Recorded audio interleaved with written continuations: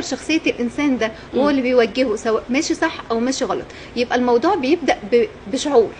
فانا امتى احس ان انا لازم نقطه تحول؟ لما احس ان انا فقدت الشغف.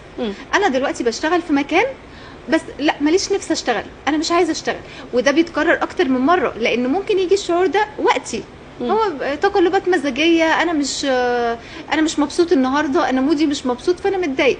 لكن لو اتكرر قعد شهر شهرين ثلاثه، انا مش طايق المكان، انا مش عايزه اشتغل، انا مش طايق الناس اللي انا معاهم، انا مش حابب اللي انا بعمله، لا هنا لازم يبقى في نقطه تحول، لازم تمشي.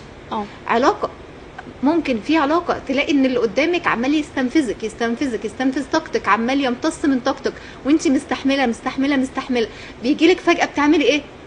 لا خلاص انا لازم اغير، لازم امشي من العلاقه دي، علاقه بتستهلكني لازم امشي منها.